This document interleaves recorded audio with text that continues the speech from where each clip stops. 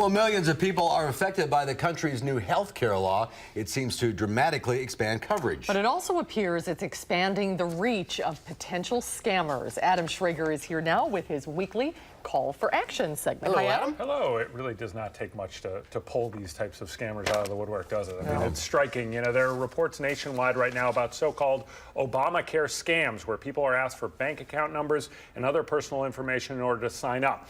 At our News 3 town hall on the topic class yesterday, we fielded a couple dozen of your questions on the new federal program. One of them came from Vicki Guyette through our friends at the Wisconsin Better Business Bureau. Basically said she had heard even if she has Medicare, she needed to sign up for Obamacare. Well, she doesn't. Consumers, as we mentioned, are simply being flooded with information. So here's some tips to help. If you get a call, for example, and the caller says they need your bank information or social security number to stay on Medicare, hang up the phone. It is simply not true. If you are on Medicare, you do not need to do anything with this new health care law. Some consumers are reporting callers are actually threatening them with jail time if they don't give out that information.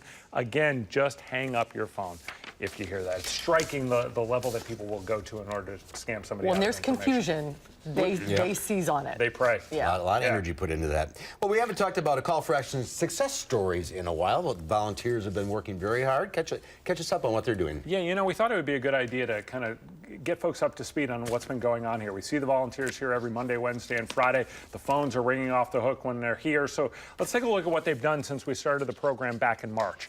They have opened up 595 cases as of 3:30 this afternoon, rather. 499 of those have been closed.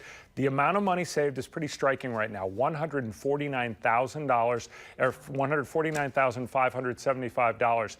The most recent consumers to get big money settlements include Becky in Madison, who had been struggling to get working hearing aids for her husband since January. The volunteers helped her get a full $3,200 refund on Monday. And last week, Daryl Meyer saved $2,500 as the volunteers helped him get his driveway fixed after he struggled with the company set to do the work since early August. And some pretty big money solutions. Almost 150 grand. That's impressive. That's fantastic. They're doing great work.